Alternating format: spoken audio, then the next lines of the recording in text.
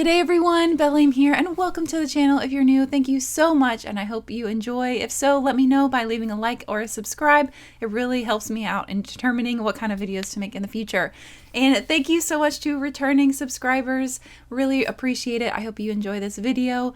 I have recently made a video of all the video games that I played in 2023, and that was so much fun to make that I thought we would do another video for the board games that I played in 2023, not just released in 2023, just to be clear.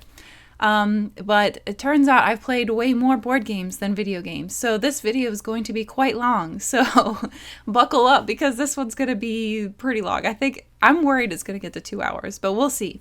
This is going to be a one-take wonder, so hopefully it goes well and I'm not too tired by the end because we only got one shot at this. This is the time that I have, so without further ado, let's get into it. I've made a presentation so that I can keep track of everything. I'm going to be going through the games that I played in order because I actually keep very high statistics on my board games. Shout out to Board Game Statistics, I think. I'll put something in the comments, I think, about which app I use. Shout out to Board Game Stats for helping me keep track of all of my games. If you are a lover of statistics like I am, then I highly recommend that app. It's one of the only ones that I've ever actually paid for. But without further ado, let's get going. I'm gonna grab my glasses here so I can read all the fine print. All right, now we are rolling. So, games played in 2023, a ranking. So this is the year that I returned to board games in earnest. I actually was into board games way before I was even into video games. And last year, I seem to go through like ebbs and flows where I play a lot of board games and not a lot. And last year was definitely a year that I played a lot. So in 2023, I was returned to my board game love and passion. Thanks to my sister and her partner, they were playing, they got into board games as well, and they wanted me to teach them how to play Everdell. And I'd never played Everdell, but I had always wanted to.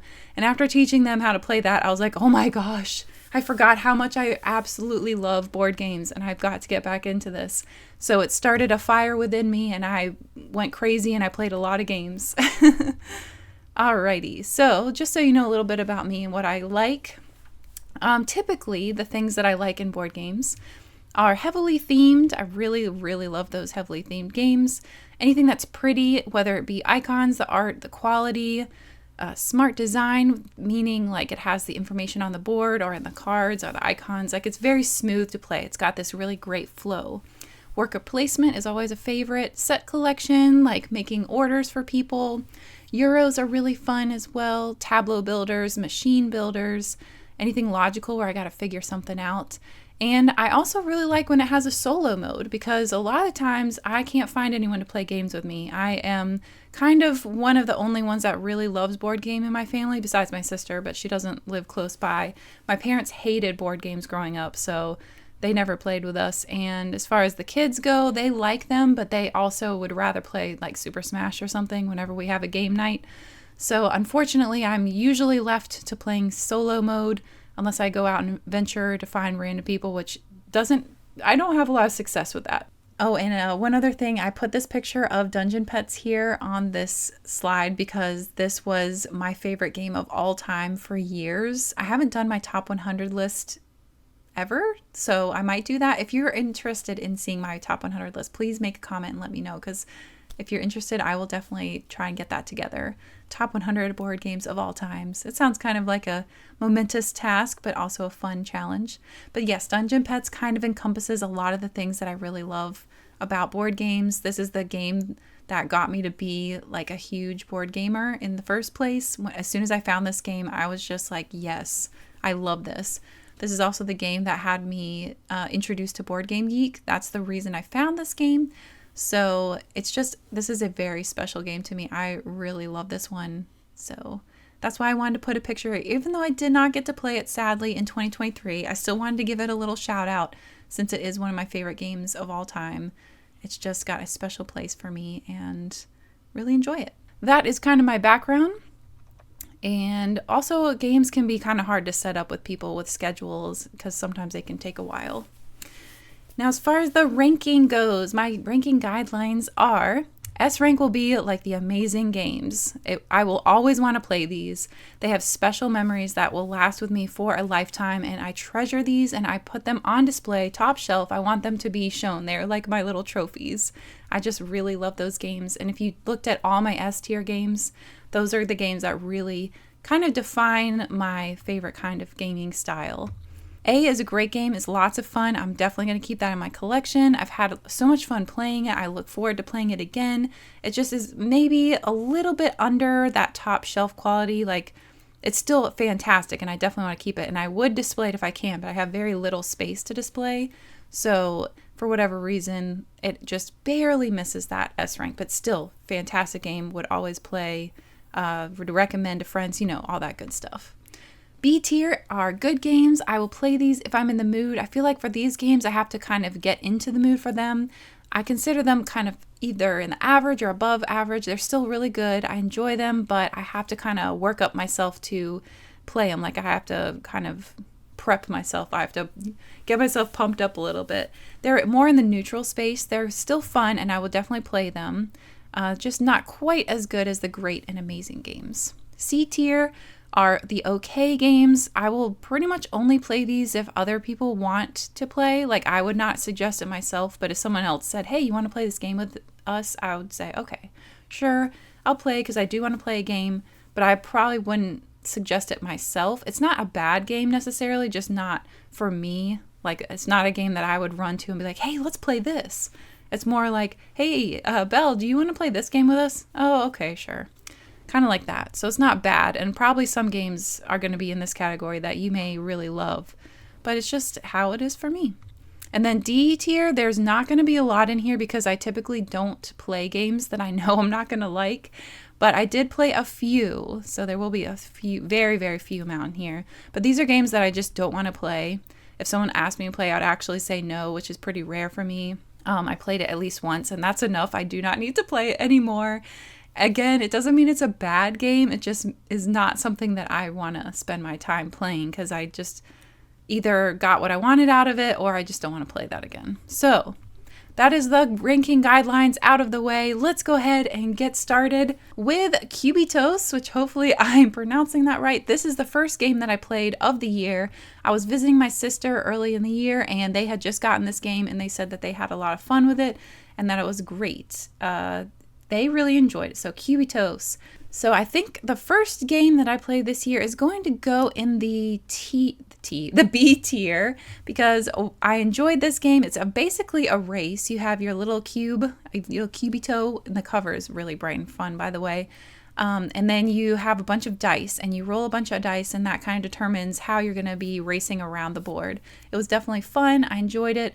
It's not one that I necessarily need to own or buy, but I had a good time with it and I would definitely play it again if my sister wanted to play. Next up, we have the one, Everdell. This is the one that really sparked my passion for the gaming sphere again, the board gaming sphere. That's going to go in the S tier. I absolutely loved this game.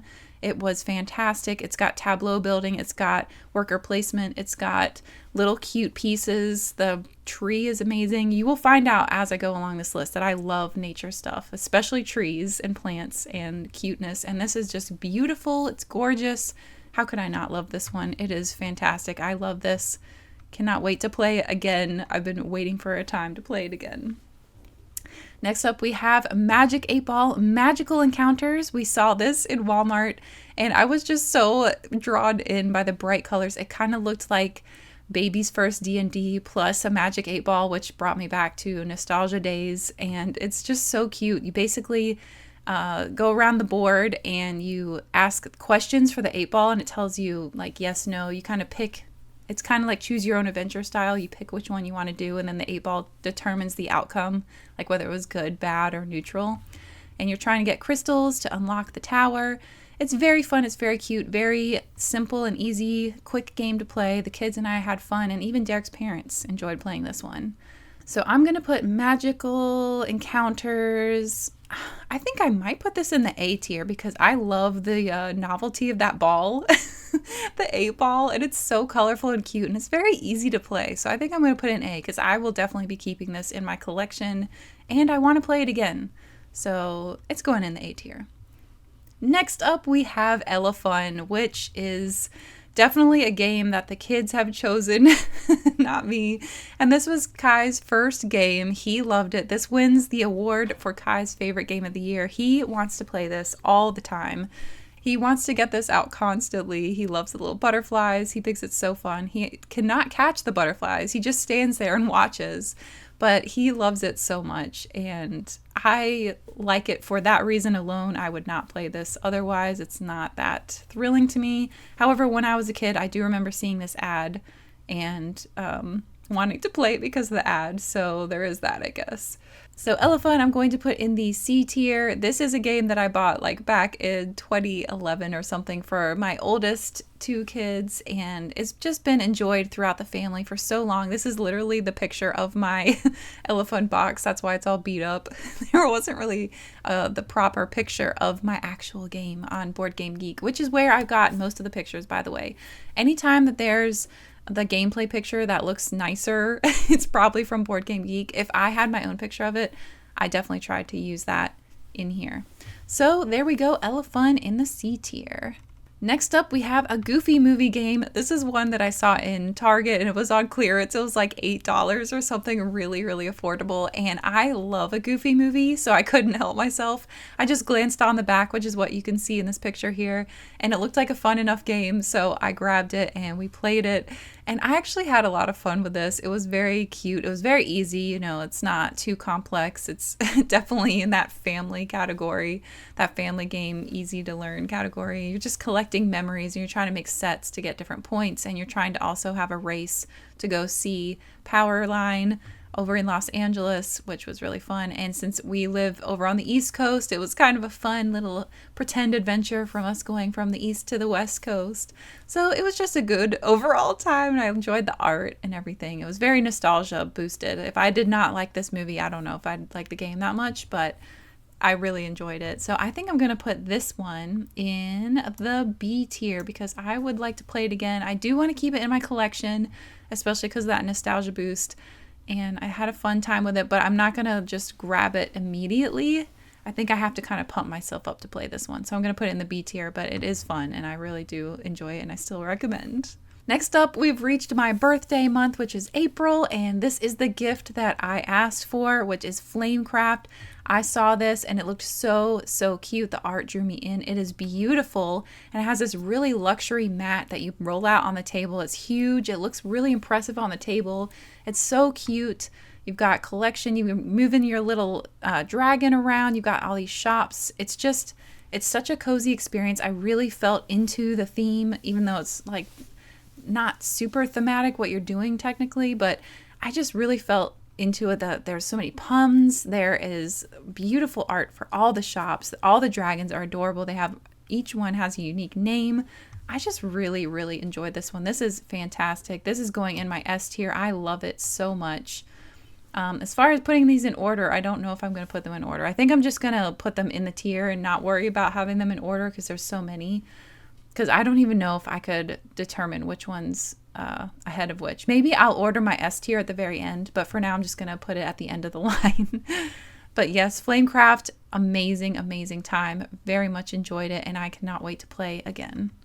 Next we have Welcome To, which is what I heard most people call it, but it also says to your perfect home, so I include that in the little parentheses here. But this one is a roll and write game where you've got cards that come out and they give you numbers, and then you're going to use those numbers to figure out what you're going to set in your I guess subdivision type of thing. You're kind of building a subdivision area. This has like a 50s or 60s, kind of like a baby boomers era feel to me. It's just a lot of fun. I enjoyed this one. It was a little bit confusing for me to figure out at first because I never played a game like this before this one. And so that was a little learning curve, but not too bad. And I enjoyed it. I had a good time. I want to play this one again. But I feel like I'm going to put this one in the B tier just because it's not something that I want to play immediately all the time. But I had a lot of fun with it, and I learned from this game that I really do enjoy roll and writes a lot. Being able to write down on a piece of paper stuff, it makes you feel more involved somehow. So I really like that one and went to the B tier. Next up, we have Kim Joy's Magic Bakery. I love the British Bake Off or baking show or whatever it's called in your area. And Kim Joy was one of my favorite contestants ever. So when I saw that she had a game, I had to go check it out. I actually found this one on clearance as well. Or I think I actually bought this used from someone. And this is not my picture of it, but this has a good representation of how cute it is. And I really enjoyed it. Again, there's really cool scenarios that you're trying to bake for, and it's kind of a co-op. Actually, I think it is a co-op game. And Derek and I had a really fun time getting our ingredients together and trying to make things. So you have the little ingredients that make the component ingredients, and then the components come together to make the recipe, and then you serve that to the customers. And the scenario kind of changes what's going on in the restaurant. I don't remember. I think we only played one scenario, so I can't really speak to how different they are. But I did really enjoy this one, and I do want to play this again. It's very cute, and I do like co-op games because I don't like the cutthroat thing. I don't like super aggressive games. So this one was very cozy indeed, and I do love my cozy games. So I'm going to put this one, I think I'll put this one in the B tier as well because this was really fun, but I have to be kind of in the mood for it. Let's move on to Floriferous, which is a card game that was a game that I only played solo. I haven't played this with anyone else, but I loved this game. It was beautiful. It's very like gentle, pastoral. Is that the right word? I don't know. Pastel, floral. I think I added those two words together. And like tea time. It's such a lovely, sweet game, and you've got little pebbles, you are collecting flowers, you're trying to make sets, you're trying to get basically enough points, and the way you pick your card is by putting your piece in a certain area and on one of the lines, and then you pick your card in that line. And then if you're playing by yourself, there's like this crow that can kind of mess with things and make it harder for you to get things. But I just really enjoyed my time with this one. I know I'm not explaining it very well, but it is gorgeous, and I had a really great time with it. I think I'm going to put this one in the A tier. I think this could go A or S, honestly. I think I'm going to put it in the A tier, but this is just a lovely game. I'm up to play this game anytime. It's nice and quick. It's not too complicated. It's a very relaxing and beautiful game. It's very, that watercolor, just beautiful. Okay. Next up, we have Unstable Unicorns, which was a gift from my daughter, Sydney. Thank you, Sydney, very much. She got it for me because I love my cuteness and unicorns and magic and all that. Unfortunately, when we played this as a family, Sydney and Ryan, two of my kids, were very aggressive against each other. So I was able to kind of win because they were fighting it out, and I just kind of slid on by. So they didn't have the best time just because it was so aggressive. Actually, Ryan had a good time. Sydney didn't. But I thought this was fun. This is a good one. I want to play it again to see what it would be like again because I feel like we didn't get a full experience with that one play. So I think I'll put this one in the B tier as well because I do want to play it again. I'm not sure how much I really, really love it yet. But it's a pretty fun card game. Lots of things to read on each card. They're very cute. I love the art. So yeah, I'm going to put it in there. Next up, we have Dragonimo, which hopefully I'm pronounced that right. I think Dragonimo. I always want to say Dragonimo, like Dragonimo, but yes, Dragonimo. And it's kind of like dominoes, very simple. You put the cards out as long as they match. You form these little areas, and if you can get two to touch each other, then you get this little dinosaur or a little dragon egg. And you flip over the egg, and it's either an empty egg or it's got a little dragon in it, and the dragons are the points. And each biome has a different amount of eggs, so some are more rare than others. So like you can get more a chance to have a broken egg in some areas. But it does have a nice payoff where if you have a broken egg, you get the mama dragon, so you get to go first in the next round. So that's nice. And this game I love. This was beautiful. This was so easy. I can play this with any of the kids, except for maybe Kai, but any of the kids that can kind of get a logic understanding of how to follow directions and all that. It was super fun. I think Kai actually might be able to play it now that he's 3. I think he could understand enough, but it was just a blast to play. It goes so quick. We played like 4 games in a row. It was so fun. Love the art. I am surprisingly, maybe not surprisingly, going to put this in the S tier. I really love this game. I'm always open to playing this game. It's just so much fun. It's so easy. I just love it. It's just a feel good. It's like comfort food. I really like this one a lot. Next up, we have Tetris, the board game gifted to me from my oldest son, Chase. Thank you so much, Chase. This one was very interesting because you have the little Tetramino pieces. It's fun to actually hold them in your hand. You don't get the fast, crazy high speed like in the actual video game. There's no stress from that. You kind of have a minute to think about it. So for that, I actually like it better than the video game. The video game stresses me out, actually. But it's very fun. It's cool to see it like line up, all the colors fill out, and I had a good time with it. I'm going to put this one in the B tier because I'm not always in the mood to play this game, but if someone suggests it, I will definitely play. It might go in the C tier as well because it's not, I don't think I'd ever suggest this myself, and that's kind of the differentiating factor between a B and C tier. B tier is like I would suggest it. C tier is that I probably wouldn't suggest it. Yeah, like I would definitely be down to play this if suggested, but I don't know if I would suggest it to others. Because most people that like Tetris would want to play the video game. I don't know. I might leave it in C. It might change, but for now I'm going to put it in C. Next up is another roll and write game, Three Sisters, which I learned about this from Jenna on the Board Game Garden. If you don't know Jenna, then go over to the Board Game Garden on YouTube and check her out. She has great content over there. I found a lot of really cool solo and cozy games over there, so I just wanted to give her that shout out real quick. And Three Sisters is one that I found from her. This is such a fun roll and write. This is probably my favorite roll and write.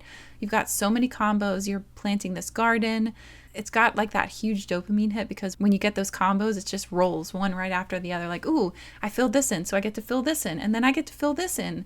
It's just so much fun. I love it. The solo, which I've only been able to play this solo, is a lot of fun. It's one of my favorite solo games.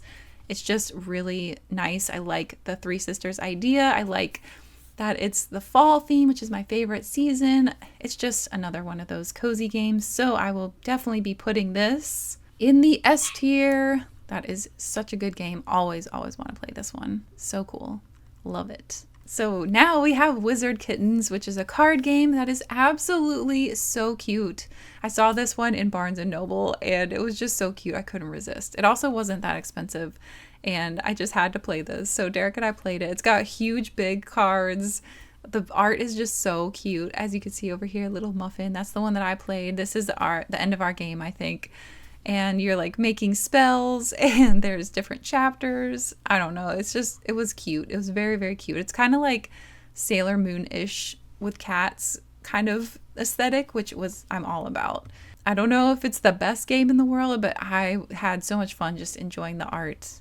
I think I'm going to put this one maybe in the B tier as well.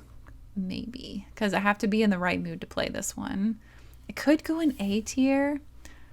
Oh, that's tricky because the art really pushes it up for me. The art is so cute. All right, we're going to leave it in the B tier for now.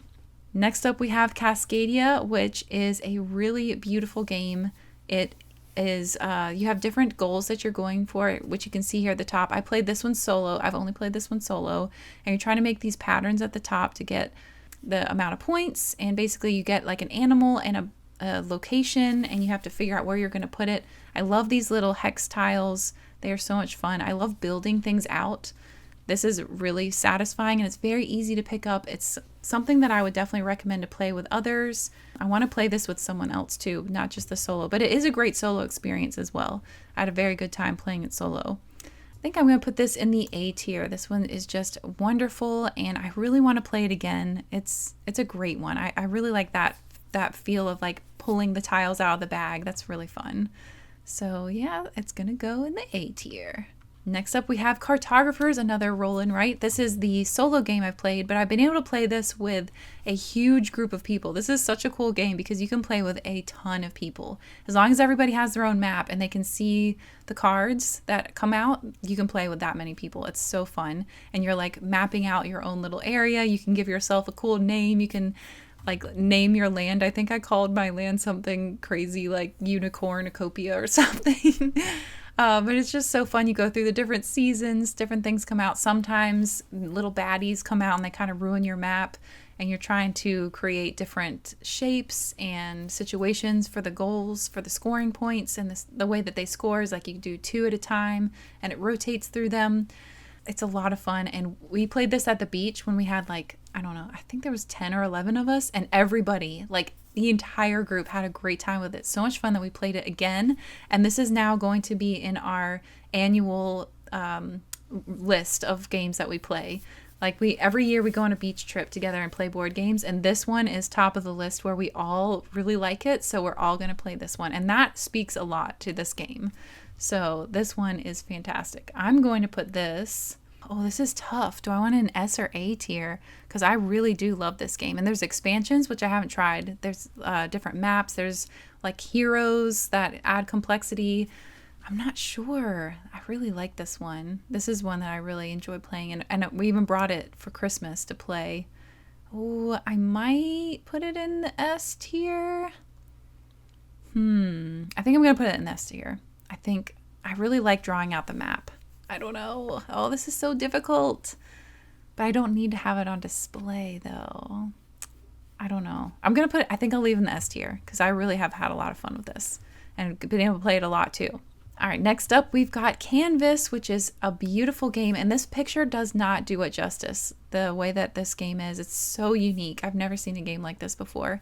But you start with a little, like a card sleeve, just an empty card sleeve, and you pick a backing and you put that inside, and then you pick these cards off of this mat, and they're like a clear card, a see-through card that has one little element in it, and you stack that on top of your background picture, and you make, I think you have 3 layers in total.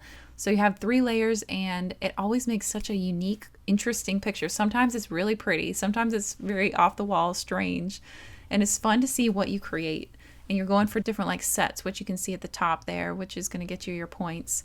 It just was a blast to play, and you can play this one solo. I think I enjoyed it more when Derek and I were playing it together, but it was a lot of fun, and I love that unique, clear, see-through card and seeing the layers add up.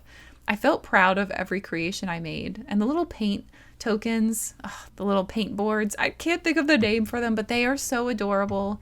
This game is fantastic. I definitely want to play it again. The first time I played this game, it was like one of my favorite games of all time. I think it's moved down a little bit since then, but I'm putting this in the S tier. I just really enjoy that cool like layering thing. I don't know. It was just so much fun to make my little works of art. Next up, we have Wingspan, which I had heard a lot about, hadn't played it for a while, but a lot of people were saying how great it was. And then, of course, a lot of people were saying, oh, it's overhyped, but I had to play it. I had to give it a go. I saw it at my sister's house. We didn't get to play it. And it had this cool, like, dice tower, a little birdhouse dice tower, which you can kind of see in the picture, because this is from the game Derek and I played. And it fascinated me so much. And those little eggs looked like, I don't know, like M&M chocolates or something. It looked so cool. I had to try it myself. And when Derek and I played it, we loved it. We absolutely love this. This is Derek's favorite game of the year. We had so much fun with this. I cannot wait to play it again. I got the Oceania expansion that has Australian birds in it, which I'm so excited to see those in there. There's tons of cards. I mean, tons, like so many birds. And there's a bunch of expansions which add even more birds. I didn't even know this many birds existed, honestly, and I know there's more. It was very cool. I love the little eggs. I love the building of the machine. I built this really cool egg machine. Basically, I had so many birds that made a ton of eggs. It was just so fun, and I cannot wait to play this again. This is going for sure in the S tier. No questions asked. Love that game. It's like in my top 5 probably. So good. Next up, we have Meadow, which is so cute. This is another one of those cozy games. I've only gotten to play this one solo. I really do want to try it with more people, but you have a interesting way of picking out the cards. You get to put your arrows on the main board to kind of indicate which row or column you want to choose from, and you take a card from there and you add it to your collection, and then you're going on like this journey with the cards. It's like you can kind of make your own little story with it. Like, oh, first I walked down the path and then I saw this frog and then I stumbled across this little artifact, this item, and I added it to my collection. And then I saw a bird eat the worm. It's very complicated to describe, but I very much enjoyed this game. I want to play it again. It's so great. It's a very beautiful game. Again, love the art, love the quality of the pieces. This one is going to go in, let's see, this is an S or an A tier. I think I'm going to put in the S tier. Yeah, we're going to put in the S tier. It was just so fun. I can't wait to play it again. And I do want to display this one. It just feels like you're going on this little nature walk, which I really enjoy. And there's an expansion for this. So it has otters. It's like a little river expansion. I haven't played that one, but I would love to. Next up is a very bright and happy, colorful game called Juicy Fruits. My son, Ryan, figured out the key to this game somehow, and he won like leaps and bounds beyond us. It was so fun. He did so great. But you've got this board, and then you have little baskets, and you shift the baskets around throughout your board to collect fruits. And then those fruits are to be used for getting things off of your main island so you can develop it, and then you can purchase things from the main board to develop your island. And as you develop the island, there's less trees, so there's less ways to make fruit or to gather fruit. And it's so interesting. And there's like ice cream and other little goodies that you can get here. All the little chunky wooden pieces, I love them. That definitely added to my enjoyment of the game. So Juicy Fruits was quite fun, and it can be solo as well. I believe there's a solo play of this. I have not tried it. I've only played it that one time with my kids, but I definitely enjoyed this one, and I think I will be putting this in the A tier. Yeah, I think I'm going to leave it in the A tier because I just had so much fun with that, and I really like building things up, like building a little village or building a little world. So building up my own board kind of gives me that tableau builder thing. Yeah, I like this one a lot. So going in the A tier. Earth. This was a huge excitement for me last year. I believe this is one of the games that came out in 2023 on Earth Day, which I thought was really cool. And this one I played a ton on, I think it's called Board Game Arena. You can play board games online, some for free, some not for free. And this one just is so much fun because when someone picks an action, everybody gets to do something. So you're not waiting around. It goes at a really good clip, a really nice pace. You're building your own little tableau, your own little earth, and you start out with cards that kind of give you bonuses, like if you have soil or if you have bushes or something. There's so many cards, it's hard to describe them all, like tons of cards, like a huge stack of cards, and they all have, I believe, real pictures on them. So it's kind of National Geographic style art, which is very fun, and they're all colored. I don't know, something about this game, it flows so well. It seems like you know what to do. You aren't really questioning things too much. It had this cadence to it that was so fun to play. And this was my top favorite games of the year for sure. This is going in S tier. Another one without a doubt going in the S tier. Absolutely gorgeous game. I am really wanting to play this with Derek. This one has a solo as well, which I have not tried. But I've only really gotten to play this game online, so I want to play the physical version now. I really want to hold the pieces. Oh, it's just so good. It's like nothing's wasted. Like even the cards that you discard are compost. And I think compost counts towards something too. Oh, it's just so good. I really, really love this game.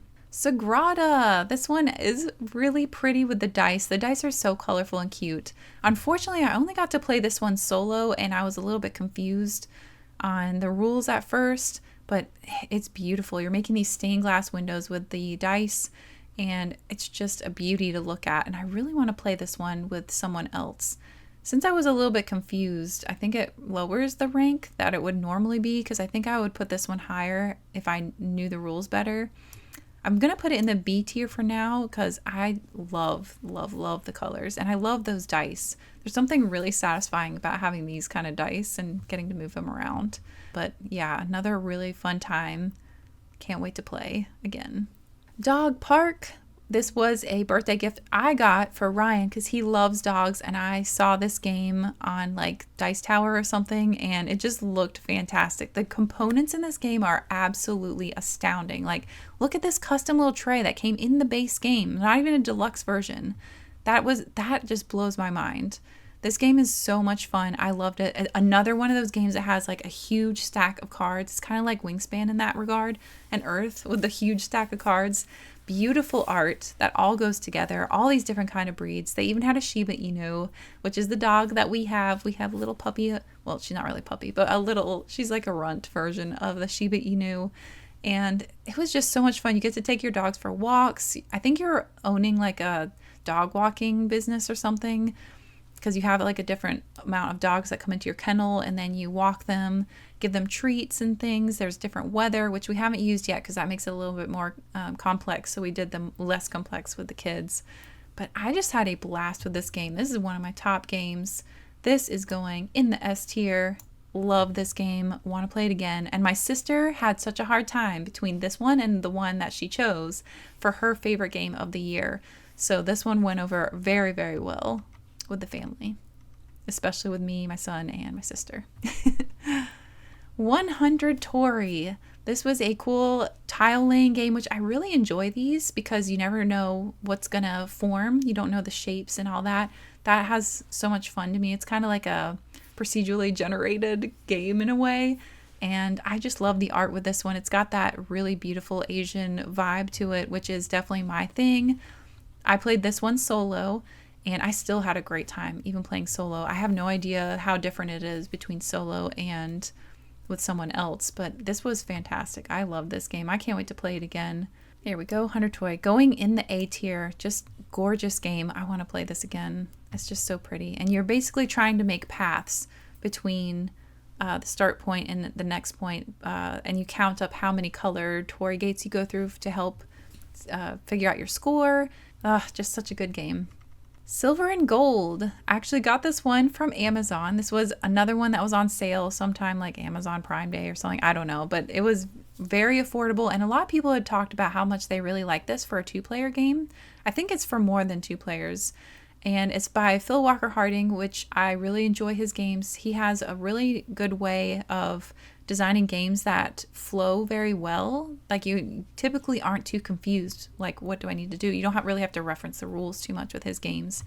And this one, you're like exploring islands and finding treasure. And it's another roll and write. You have this dry erase marker that goes on the cards itself, but it wipes off. Don't worry, that's what that little napkin is for.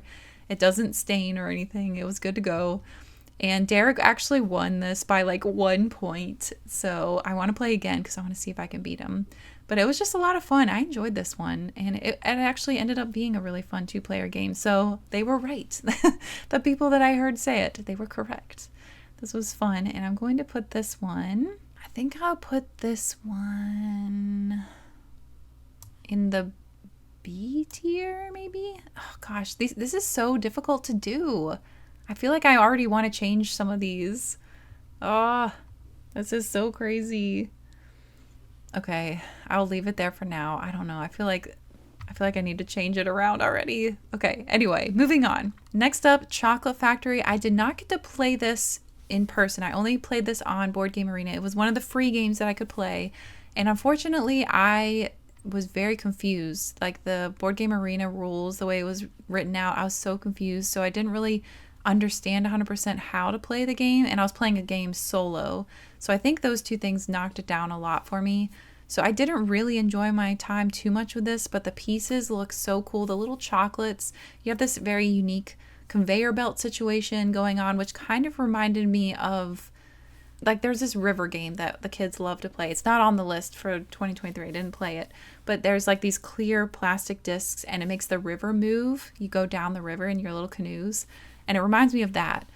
So I really did enjoy that. I just was very confused on how to actually play.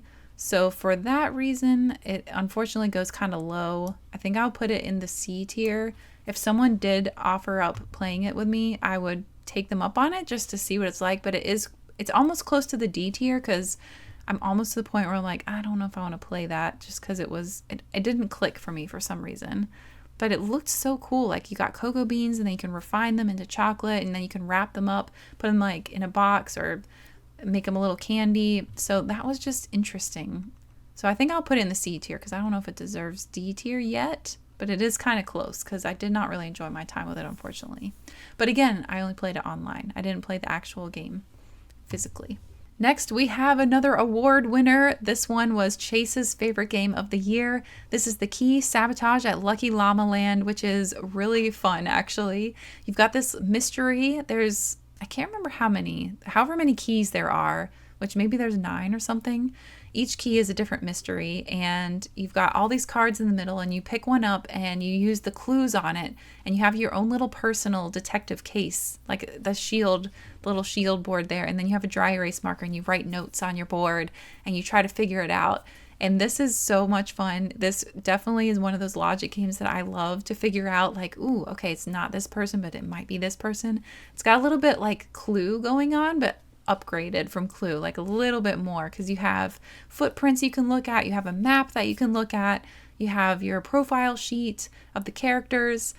I just had a great time with this one as well. Chase absolutely loves it. He is always suggesting this one. He wants to play this all the time. It was a lot of fun, and I really enjoyed it too. And I don't think, since there's 9 cases, I don't think I could remember them all.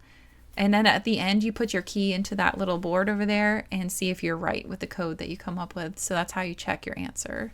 So I'm going to put this one in the A tier. This is great. And I would choose this one over Clue, I think, pretty much any day. So really enjoyed that one. I picked this Lucky Llama Land one because there wasn't any murder in it that you're solving. Basically, one of these crooks has just messed with the equipment at this park, at this theme park, and you got to figure out who it is. But we really had a fun time with that. I think there's 2 other versions, and I kind of want to get those as well to check them out. But yeah, we had a great time with this one.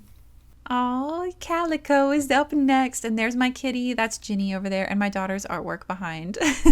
So Calico was a gift that my sister gave to me for my birthday, and they actually came out with a video game of this one, which I have not played. I've only played the board game. I've played this both in the solo player mode and also the less aggressive mode. Like there's a more cutthroat version, and then there's more of a family friendly version. I played the family friendly version and the solo only of this game, but man, this art is absolutely stunning. Beth Sobel is one of my favorite board game artists ever. The cats are awesome. They're so cool. And I think this might have been a Kickstarter or something, because each cat is based on a real cat of somebody, like someone's actual pet, which is so cool. And you're making these quilts. You're trying to make patterns. You can go more complex or more simple, where like you might be doing an AAA BBB pattern, but also trying to do colors at the same time. So it can get pretty complex. And I know this can be cutthroat. I don't play it that way because I don't really like that. It has cute little buttons as well that you can place down. I can't remember why you place the buttons. I think it has something to do with the colors, but it's just such a cute game. And filling out the board is so satisfying. Like at the end when you have your quilt all put together, it's like, ooh, look what I made. So that's fun. It does get very challenging to get points near the end, because you're like, oh, I only have this one space, so I have to have this one particular piece. So a lot of fun. I really enjoyed this one. And it's just so beautiful to look at. This one I like to display just because of how absolutely gorgeous it is. What does that mean? Does that mean that this is an S tier because it's on display? I think I'm going to put it in the A tier because it's not quite my absolute favorite game of all, but it's just so gorgeous. I cannot get rid of this game ever. It's so pretty. All right, next up, Boomerang Australia. This game was like $2 somewhere. I don't even remember where I found this, but I'm a sucker for Australia stuff. I was born in Australia and I miss it so much. And I saw some of the cards on Board Game Geek because I was looking it up. I saw it for $2, so I'm like, okay, what is this game? And I saw them on Board Game Geek, and I was like, okay, I recognize some of these places. I got to get this game, even if it's terrible. It's $2, and I actually ended up loving this game. It's another roll and write. You have this little map of Australia up there, and cards that come out. I think it's a passing game. So like I would hold my deck of cards, and then Derek has his, and then you select one and then pass the cards over, and then you like check off the areas that you visit, and that's how you kind of get your points. And I had so much fun with this. I want to play this again. It was nice and quick. I think we played it twice in a row just because of how simple it was, and I want to play this again. I'm gonna put this in the A tier, maybe. A tier, S tier. I'm going to put in the A tier, I think. Oh, it's so close to S tier, though. It was so much fun. And it's got that nostalgia for me based on like real locations. Love that. I actually wish I could do this and travel across Australia and check out these places for real. It was just a lot of fun. I think A, but it's very close to S tier. All right, another roll and write game was Delicious. This one I played with Derek, and it was really fun. I liked drawing the fruits and vegetables. I think it actually might just be vegetables. I enjoyed writing them down on the little roll and write paper. That was fun, like figuring out where to plant stuff. It's very cute. And each planting area has a condition, like this wheelbarrow over here, you can't have any of the same. They have to all be unique. And then in another one, they have to match each other. So it's got different rules like that to where you can plant them. And I think for this one, it's kind of like Cascadia, where you get like a vegetable and then a tool or a fruit that goes with it, and you pick the combination that you want. I think I'm gonna put this one in the B tier because for some reason it just didn't quite click. I'm not really sure why. I only played it that one time, so I'll have to play it again to really figure it out. I don't want to get rid of it, but it's not like a game that I'm super, super excited to play again or anything. I would definitely play it again, but it's more on the lower side, and I don't know why. It's beautiful. It's got roll and write. It's got that cool mystery bag thing where you take out the little token. So I'm not sure. I'll have to play it again and figure it out. But I did enjoy it. I really did enjoy that one.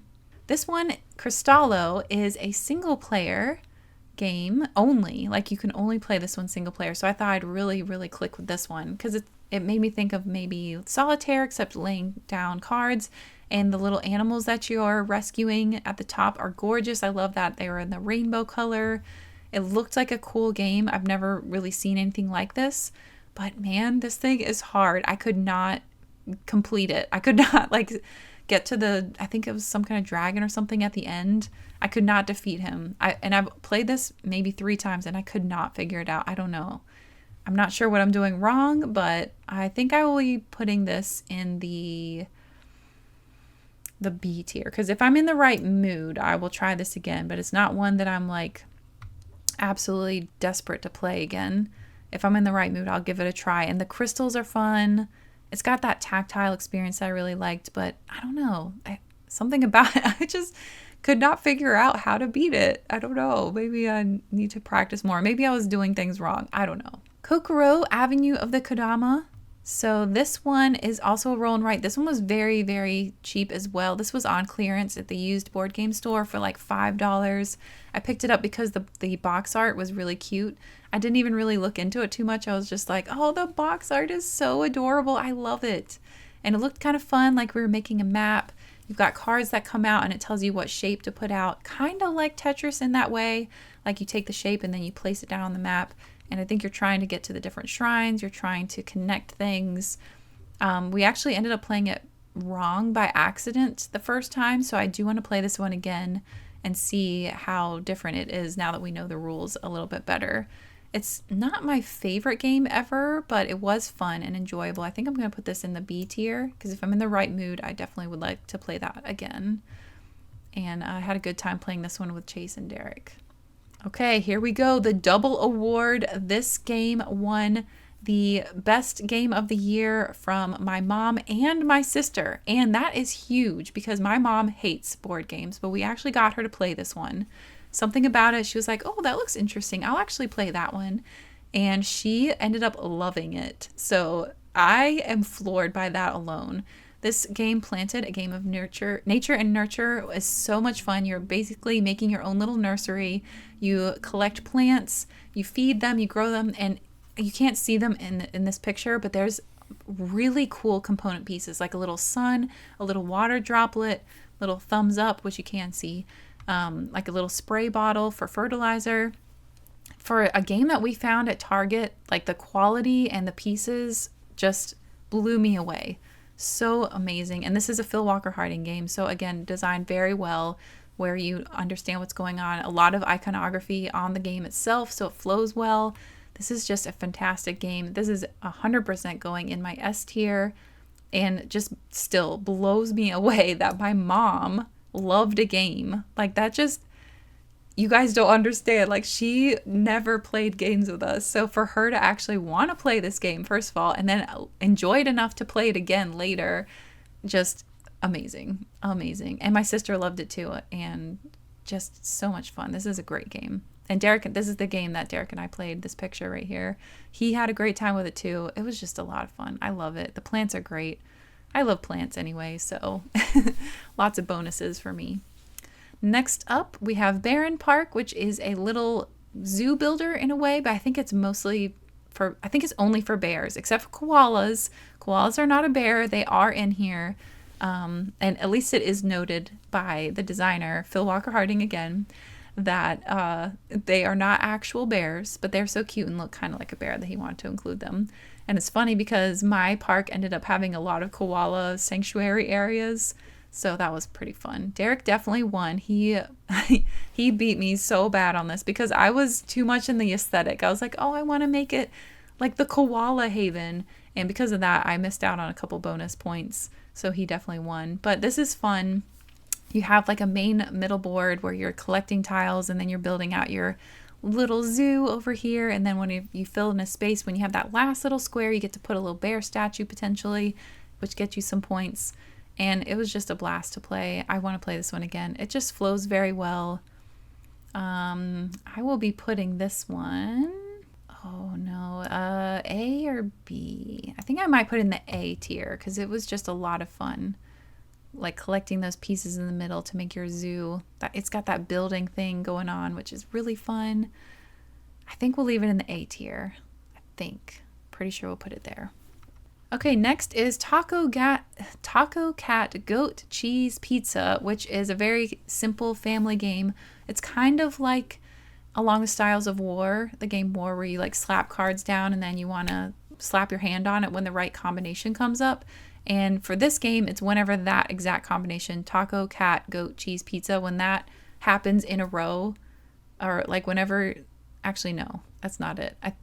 I don't even remember, but this game my kids love, and you slap it down for maybe when it's in the right order, or if you double it up, or I'm not 100% sure. Maybe it's if the next thing that's supposed to come up comes up, you can slap it down. There's also some other cards like a gorilla and a narwhal, and you do special things for that. Like you either beat your chest or like do a little unicorn horn.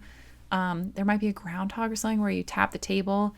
It's pretty involved like that. It's fun to play, but for me, it's not super fun. I don't know. For me, this one is going to go into the C tier because I will play it with the family, but I would never go run over and grab this one. It's all right. It's not bad, but it's definitely one that's like someone else has to suggest it because I probably won't. Okay, next award winner. This one is Sydney's favorite game from the year, and this is What Do You Meme Family Edition. This is a game that she got for me for my birthday, and it's, you're making your own memes. So it's kind of like Cards Against Humanity style, I think, where everybody submits a text for the image that's up. You have this little easel and you put the card, the big photo, you put that on the easel, and then everybody submits one of their cards from their hand to the judge basically, and then they pick their favorite, and then that gets paired off and you get points that way. And it's just fun, some of the things that come up, like the things that get paired. It's a very fun and silly game, and Sydney absolutely loved it. She had a hard time choosing between this one and Dragonimo. I have such a hard time saying that one for her favorite game, but ultimately she decided to go with this one. And I'm going to put this in the, I think I'll put this in the C tier because I don't think I'd ever suggest this necessarily, but I would definitely play it and it was fun. So there we go. I think I would play that. I would definitely play What Do You Meme over the cat, goat, cheese, pizza thing. Yeah, I would definitely play that ahead of the others. Like this is definitely the highest in the C tier, but I think it still belongs in the C tier because I don't think I would suggest it. All right. Another roll and write game. This one is by the same people that did the Welcome To, except this time you're going to the moon, and you can play it as a one-off or you can play it as like a campaign, which is what Derek and I did. And we've been able to play, I think, the first 3 maps, and this one is a blast to play. Each one is a little bit different. So the first one is this one, I believe, where you're leaving Earth and you're going to the moon. And each time the cards come out, it's like different combinations again, and you use those numbers to determine what you're going to do with your actions. And then like the next one is, or maybe the first one is loading up your rocket, and this might be the second one. I can't remember exactly. But I love that there's a campaign with it. Like there's actually a storybook that you read the scenario, and then depending on what you get, you read the result. Like if you were able to do this achievement, then you read on page 8, or if you did this thing, then read on page 20. And I'm not saying those are the actual numbers or anything, but the fact that it has a campaign mode is so much fun. I love that. So that makes this game definitely go up into the A tier. It's a lot of fun. Derek and I have been playing this in the campaign mode and having a good time, and I can't wait to get back to it and play more. I think Derek has beat me every time so far. He's very good at these. But it's just so much fun to play, and it's so satisfying, like getting those cards out and writing down what you want to do with those actions and seeing your creation kind of build. That is just so satisfying to me. Next up, we have King Domino Origins, which is the same guy that did King Domino and Dragomino. This one is a little more complex than Dragomino. Dragomino is definitely like the entry level one. So super simple to play. King Domino Origins is interesting though, because I think there's 3 ways you can play. There's like a very simple one to play, which is the only one I've played so far, then a little bit more complex, and then even more complex. And I had a very good time with this as well. This one is about collecting fire. Like you've got fire going around. I can't remember exactly how the fire part goes, but it has something to do with the volcanoes. Like if you have a double spout or single spout, I think there might be one triple spout. And the fire is a good thing. You would think it's a bad thing, but it's actually a good thing. And again, it's got that simple mode of like matching up areas. You want to get a large forest area, you want to get a large like sand desert area, things like that. We had a good time with this one, and I want to play it again. I want to try some of the other modes too. So I'm going to be putting King Domino Origins in, I think I'm going to put it in the A, just because it's so easily approachable, and it's got that really nice chunky domino piece situation going on. The little cavemen are really cute. I think I'm going to put it in the A tier, and I want to play this one again. Next up, another one that I found on clearance for super cheap, like $5, and I got it simply because it was Belle of the Ball and definitely looks like a Belle, Beauty and the Beast, but not actually Beauty and the Beast. I had to have this game. I didn't even read anything about it. I was like, okay, it's $5, it's Belle, I'm getting it. And it was really fun. However, it was also a bit cutthroat. I think this might be a 2-player. Oh, no, 2 to 5 player. Okay. So Derek and I played this, and he got 2 cards that when played together just absolutely decimated me. Like he played those 2 cards and he actually felt bad. And we kind of had a sour ending of the game because it was going really well at first. So you're trying to invite people to your ball. You're trying to like get certain people to come over, and you're trying to get them onto your side, I guess, to your ball. And I don't know, it was really fun up until he got those 2 cards, because there's 2 rows. Basically, you have like the people that you can invite, and then you have the like powers, I guess you'll say, on the other side. And the 2 powers that he put out against me, just there was no way that I could win after he put them up. I don't even remember what they were, but they were really harsh. So Derek and I decided that the next time we play, we're going to take out those really mean ones and just not even shuffle them in, just remove them completely. And I think we'll have a more fun time that way. But other than that, it was really fun. It made sense. It was enjoyable, and I do want to play it again. I was surprised. A game that I didn't read anything about being actually good.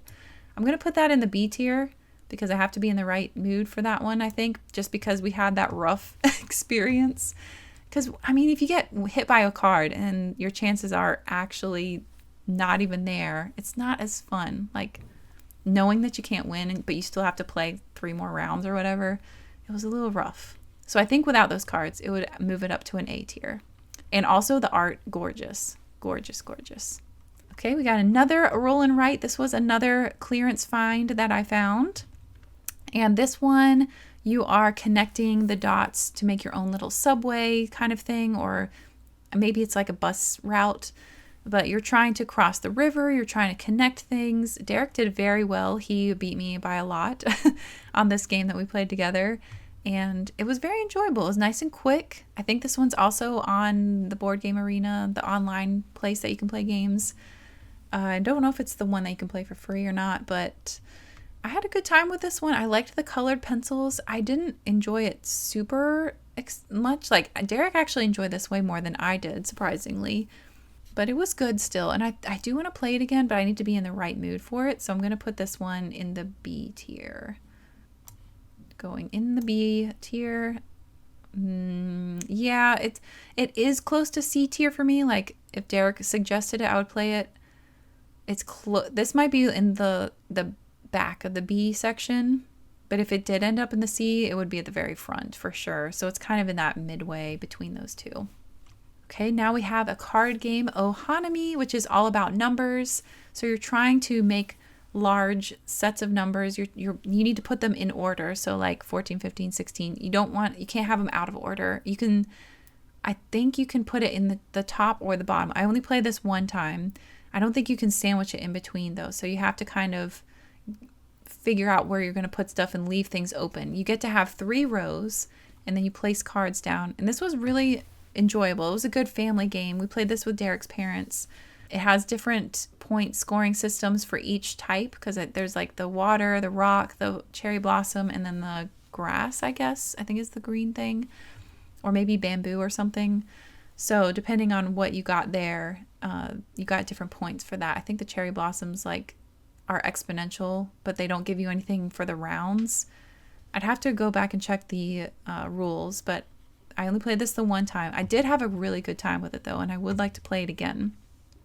It's like a really nice, easy, simple game that you can just get out and play quickly, and it's enjoyable. It's got pretty art on it, and it's a pretty quick game. I think I would put this in the A tier actually. It's kind of a low, it's in between A and B, but I did really enjoy this one and I love my numbers. So it's going to go in the A tier and I don't ever want to get rid of this game. It's like a classic card game is kind of what it feels like. Speaking of classic card games, I also picked up Hanamikoji with Ohanami. They were both at the used board game store for very affordable prices and they looked really pretty. And they both had that Asian vibe, which I love. And the cards in this one blew me away. Like, oh, they are beautiful. This one is a 2-player only game and you are kind of bidding for the favors of these geisha. And I think there's also another version where you can bid for the samurai instead. Like basically there's a woman and a man version. But I wanted this one because the geisha are stunning. They're so pretty. I think this is like a pretty old game. I'm not sure, but it's very, very tactical, I want to say, because it's actually very challenging to win. I feel like it's very difficult. You have to have the majority to be able to win the favors over. And there's like only a certain amount of card for each one. I think it's ascending. So like this girl only has 1 and then she has 2, 3, 4, 5, something like that. And whoever has the majority, actually the number on the card is how many there are of that color. So like this pink one, there's 5 cards. So whoever will have the majority will get that one. And if there's a tie, then no one gets the point, I think. And you play several rounds until somebody wins. And I think that Derek and I had to play 3 rounds before one of us won. And I can't remember who won. But that was a really fun game. 2-player only. So it's a little bit more on the aggressive side because it's this like tug of war game. But still enjoyable. And you only get 4 actions, I believe.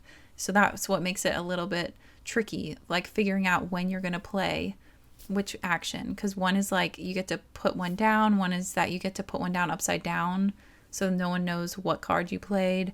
Another one is that you have to throw out a card. So it's a huge strategy game. Very thinky. But I enjoyed that one. So I'm going to put this one... I'm going to put it in the B tier, I think, because while I love this game, I have to be in the right mood for it. I will not get rid of this game for sure. It's beautiful and it's it scratches a certain itch, but it's not quite a game that I would reach to play as much as like Ohanami. It's not as easy as that one for me to just grab and play since it's that 2-player only. So I think I'm going to put it in the B, and it's a little more aggressive. So well, not aggressive, but it's that tug of war thing. So it's a little more head to head. So I think B, but definitely top B, like top levels. Okay, next up is Dream Home. The art on this one is so interesting. Like the cover, I did not think that I would like this game. It's very much a game that my daughter was like, "Ooh, let's play that." And but I actually ended up really liking this game. This one's kind of like Canvas, where all the pieces, there's a couple cards at the top that you can select, and you go around the table, and people take their card of choice, and you start to build your house. And this is actually the house that I built on the game that we played. And you put them in areas, different areas. There's certain rules, like you can't put a room on the second floor unless there's a room below it. And then there's different scoring patterns, like, you know, if you make a set of 2 greens or something, you get 6 points instead of 2, things like that. And it was very enjoyable. I actually enjoyed this one way more than I thought it would based on the cover, the box cover art, because I thought it was going to be very, very childish. But there was way more strategy to it than I thought. And I do really like the art. I loved that I had a house board. I felt like I was actually designing a home. That was very fun. I enjoyed that a lot. And there's actually like roofing roofing tiles to put at the top. It was very enjoyable. And the one that we found had some expansions already in it, because I got this at the used game store. And so we had some really fun pieces that we could also add to it. Like this, in this picture, you can see that I have 2 pieces on the board, like that little ice cream maker and some fancy bed over there. And you can add those to your rooms for some extra points. So it was fun. I liked that one. I wouldn't say it's my favorite, but I really did enjoy it. I think I'll put this one, this is between A and B. This is so difficult. This is so challenging. I think I would put this one maybe in the B or in the A. I don't know. I might put it in B, but it's one of the top levels of that. It's very close to an A. My daughter, her perfectionism really got ahead of her, and she was very upset that she couldn't make the house the way she wanted because someone else grabbed the room before she could. So that was sad for her. So I do feel bad for her for that one, but I did have fun with this. I don't know. It's so close to an A. It might be an A. All right. I think I'm going to put it in the A tier. All right. We're going to stay there. I'm going to put it in the A tier. I think, I don't know. It's so close. I'm just going to have to leave it there for now. Okay. Dream Home in the A. Okay. Now we have another award winner. Chai. This one was the game that I wanted for so long. This was a Kickstarter game. I don't even know if you can buy it anymore. I tried to find it for months and months. Like, it just looked like the perfect kind of game for me. It looked so cute. You're making different kind of teas. You're serving customers. You have a little tea shop. The really great components. The place that you like buy the tea ingredients from was fun. It's got these little mahjong type tokens that you can move around. And they slide, and there's coins and things. I don't know. I fell in love with the idea of this game, and I could not find it for so long. And then luckily one day on eBay, I spotted it, and it was like up for auction or something. So I had to put a bid in, and nobody else bid against me. So I got it super cheap, and I got like the super deluxe Kickstarter edition. So I got everything, like all these pieces were upgraded. Like the coins are actually metal. These little cups were actual.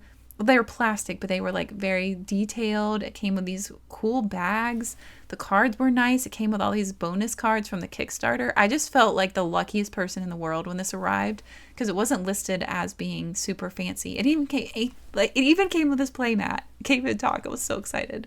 But when it arrived, like I literally ran around the house. I was like, oh my gosh, I got a super deluxeified version of this game that I've been looking for so long. Like, I'm almost about to cry now remembering this moment. It was so fun. It was so beautiful. I remember feeling so bad that I missed out on the Kickstarter, because when I learned about this game, I think I was watching Watch It Played with Rodney Smith, and I saw him explaining this one, and it just looked like the perfect game for me. Oh, just this one has amazing memories. And if you can't tell, this one is going in the S tier. I absolutely love this game. The cards are beautiful. The customers are so diverse. The tea making is fun. The tile sliding at the shop is fun. The coins are satisfying. Oh, it's just gorgeous. I love it. There's even like a queen in there. There's some of the Kickstarter bonus cards are references to actual people, and that was cool. And there's just all the tokens and pieces. I just loved this one. It is so great. So yeah, S tier. And now moving on to another award. This one was my best surprise award. This is Honey Buzz, another absolutely stunning game. This is another game that I had a hard time finding. I really wanted this one. I think I might have seen this one on Watch It Played as well. And it just drew me in. The artwork was so bright and vibrant. It had a bee theme. It had cute animals. You're like fulfilling orders. You had this little economy track where supply and demand plays into effect. You're collecting pollen. You're sending out your bees. You're creating a little hive. There's just so much going on in this game, and I found it used somewhere. And when this one arrived, it also was deluxeified. Like, it had upgraded components. Someone had 3D printed custom inserts, so everything was super organized. It was absolutely beautiful. This one surprised me the most. Like, I did not expect the quality to be so up there. Like, the little pieces are so fun to hold. There's like a little fuzzy bee for your leader bee. Oh man, this was another amazing win for me. I was so surprised because, again, I got it from a used store, an online like board game store, used games. I can't get it out. And I just was so blown away when I opened it. Like, what? I got this for that price? Yeah, I was super surprised. And I think this might be my game of the year. I loved this game. I just love everything about it. There's so many things that tick off the boxes for me. It's got worker placement. It's got crafting, building your own little hive. Whenever you fill a comb, you get to put honey. Like, you go into the garden to collect nectar. It just was so much fun. And I won. I beat Derek so well in this game. That was another thing that lifted it up for me. I just really enjoyed this game. It was so thinky. It was so beautiful. It had a lot of strategy. It had a lot of pieces moving around. I don't know. Something about this I absolutely loved. And I think it might be at the top of my list for the games that I played last year for how much I loved it. So Honey Buzz, really, really enjoyed. And there's an expansion that I want to try out, like Fall Flavors or something. I want to see what that's about. But yeah, the art is just so beautiful. Ugh, love it. Love it so much. All right, another game, Final Fantasy XIV Gold Saucer Cactpot Party. My friend Joe brought this to the beach house. Most of these games we play at the beach house, by the way, because every year we have 1 week where we all like chip in and we rent this beach house and we play tons of board games. It's so much fun. I love it. If you can do that, I recommend. If you have a group like that, it's literally the best week of the year. I love it so much. But he brought this game kind of as a joke, and it was pretty fun, actually. You're kind of reenacting the in-game game from Final Fantasy XIV, the Cactpot, and it's all luck-based, basically. And you select cards. I think somebody has to be the one that flips things or knows what it is, I think. We only played it a few times, but it was fun. It was silly fun, and I don't know what much else to say about this because we only played it that few amount of times, but it was fun. And the novelty of it being like the actual game from Final Fantasy XIV. So I'm going to put that one in the B tier because I don't think I'd pull this one out. Actually, this might go in the C tier, honestly, because I don't think I'd ever suggest it.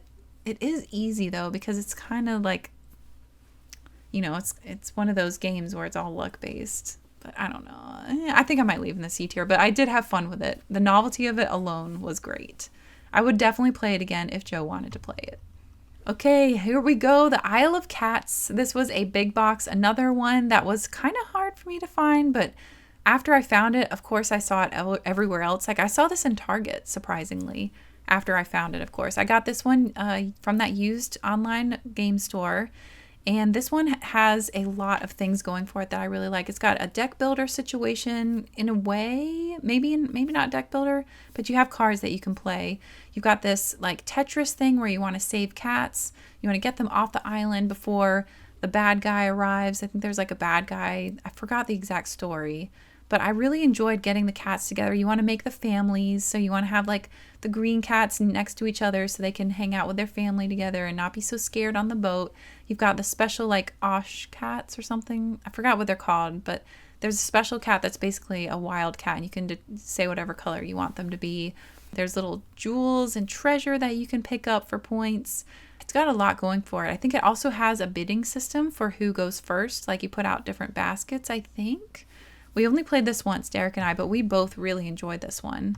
This was another really fun one, and I like the whole Tetris thing of trying to fit every cat in there that I could and trying to get them all, get as many cats as possible. And I do love cats, and I love the pun of the Isle of Cats. If you kind of say it quickly, I love cats. I thought that was very clever. This one is going in the S tier. Loved this game as well. We'll never get rid of it. It's a lot of fun to play. Lots of cool pieces. It's got the cats in a bag, so what comes out is random, and I like that bag, the random bag thing. So it's just got a lot of things I love going on with that. So I love cats, which I do love cats, in the S tier. Next up is the game that I technically played the most in 2023. We played Touring Machine. This was another game that we played at the beach. Carla brought this one, and it's kind of like Mastermind in a way. You're trying to figure out the code, and it was very addictive. Like once you figured out how to play it, it was very much like, okay, let's play it again. Let's play it again. And that's why it ended up being my most played game. I just really love that kind of logic thing. Mastermind was one of my favorites as a kid, so it gives me that kind of vibe. It's a little more complex than Mastermind, but it's similar. And you don't even have to have like a game master, because there's this little card that you can check, and you just look at it and see if it has a check mark or an X. I think we might have had a master that had the answer for us to figure out how to play. I think you don't have to have that though. And there's so many combinations. Like there's no way that you would remember them all. There's a big old stack, and you put them in a special card, and that's how you would check your answers. But I thought that was really clever, and we really liked this one. So I'm going to put this one in the A tier. That was a really fun, enjoyable time, and I will definitely play again and kind of want to play it right now. All right, another award winner. So this is the game that was the longest. This game, Lacrimosa, took the longest to play of all the games that I played the whole year. I think this was like a 3-hour game. It was massive. But Lacrimosa is about, oh gosh, I can't even remember the art. Is it Mozart maybe? So some famous composer, I'm so sorry that I can't remember who it is, Beethoven, Mozart, somebody, never finished their last piece, which I believe is called Lacrimosa. So this game is kind of his fellow composers. Each one of you is a different composer, and you're trying to help him finish it. Like we're all trying to help finish it, and you can go around, I believe, is that France? I think it might be France, but you like move around on the map, you're composing things, you're making pieces, you're selling music to get money. There's a lot going on. This is a very complex game. I would say this is probably the heaviest game that I played this year, and I thought I was going to lose spectacularly. I thought I was going to be left in the dirt, because the two guys that I played it with are super smart. Like they are geniuses in my mind. And I actually won this game. I still am so proud of this win. This was so much fun. I did not expect to have so much fun. The cards, the board that you have is so unique. You slide your card in, and each card has like, I believe, 2 options you can do. Like you flip it around, and that's the action that you've chosen. So you've got to be very strategic in what you do. And the reason I won is because I ended up building a little machine, a symphony machine. So I had this machine that basically would pump out symphonies, and I'd either sell them or play them. And then I would also compose pieces of Lacrimosa. And I don't know, somehow I just got in there and won. And it's really interesting because each of us seemed to pick a different style. I did the machine build. Steve, he did more of like the upgrading. Like he upgraded so many of his actions. So by the end, he was doing some major moves. And then Chris was doing I think he was doing a lot of selling. So he had a ton of money. I believe that's what his main goal was. So it was just so fascinating to see all these different play styles come together, and they all were very valid. But I think the reason I won is because they probably didn't think I was a threat. So I was the dark horse, and they didn't have me checked as much as they probably should have. And they were probably fighting each other the most. But I really had fun with this one. It was so long though. I don't know if I want to play it again because of how long it was. So I'm going to put this one, I feel like, God, it's such a good game though. I guess I kind of want to put it in C because I don't think I'd ever suggest it, but it's such a good game that I feel bad putting it in there. So I think I'll put it in the B tier. If I was in the right mood, I guess I would play it again, but it's so long. That's a little too long for me personally, but it was really great. And I love how they had all the pieces, like the components were amazing. They had that cool kind of board where like there's little inset areas where you could put your pieces so they're very snug. They don't move around. I liked that a lot, but I don't think I would ever suggest this to anyone because it's just so long and so complex. I don't know anyone else besides these guys that would play a game this complex. But it's so good. Okay, I'm just going to leave in the B, but I probably would never recommend it to anyone just because it's, well, no, I mean, I would recommend it to people, but I wouldn't like suggest it with my personal friend group because I don't think anyone would play it except for my beach friends. But yeah, I'll leave it in the B tier. It's just such a great game. It's so good. Dragon Castle is next, and this was such a cool find. This was definitely a well-loved game. The box is so beat up, but I was so happy to find it. As soon as I saw these little mahjong tiles, it was a blast from the past because one of my first computer games was this mahjong thing where you matched them. It's not quite the actual mahjong, but it was just the matching kind. So you would match them, and then when you got to the bottom, a little picture, a little video would play. And back in those days, a little video on the computer was very cool, which is telling you that I'm pretty old. Anyway, I had a lot of fun with this one. It's so unique. So you've got this castle in the beginning, and everyone has their own board, and you're taking off the tiles from the castle, kind of in that computer game way where you just match them. And then you're building on your own personal board and making your own little, I guess, village or castle. And you can put a topper on it at certain times. I think you have to have certain criteria to get the hats on them. That's what I call them, the little hats. And then there's like these little commies, these little, I guess, god type creatures like an octopus or a dragon or whatever. And they have different kind of bonuses they give you. Like if you have, I can't think of them all, but like some kind of modifier. And then you've got the dragon pieces, which I can't remember what those do either, but I know that they did something special. But this one physically was very satisfying. I loved the chunky tiles, and it was so fun to set up. It was so fun to play. I really enjoyed this game a lot. I will not get rid of this game either. It's beautiful. This is one that is just, I enjoy having it on the table even. It looks so impressive.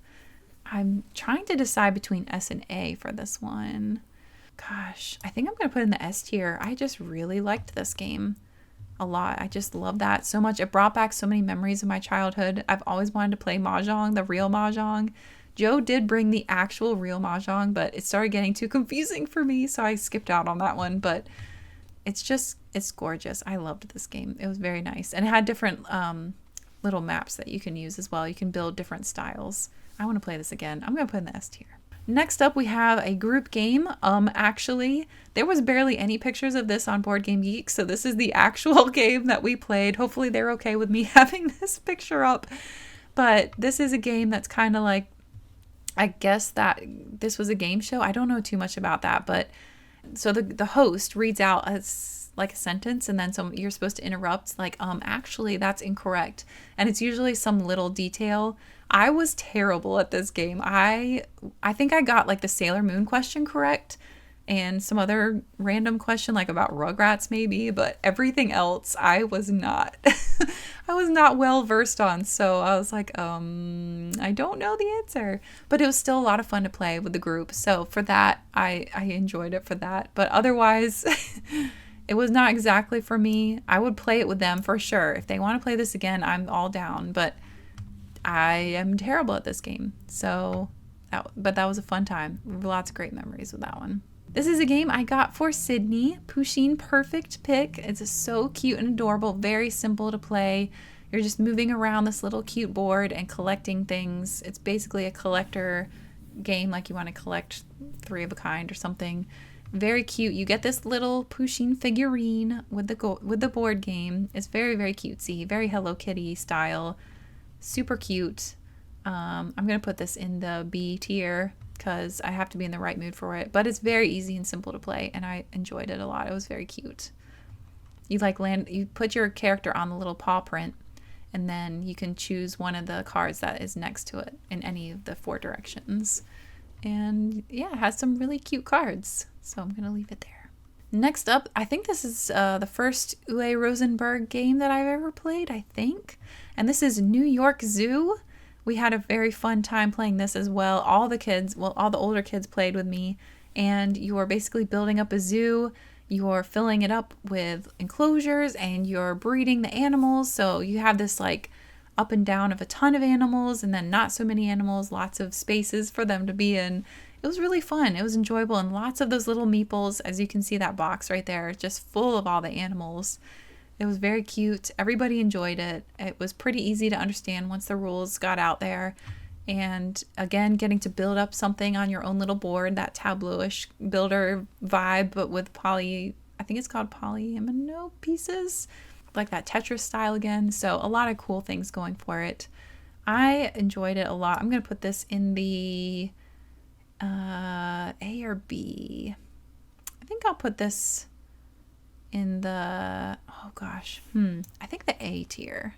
It was very enjoyable though, really fun, and we enjoyed the meeple. Although we felt like the sizing was very interesting for some of these.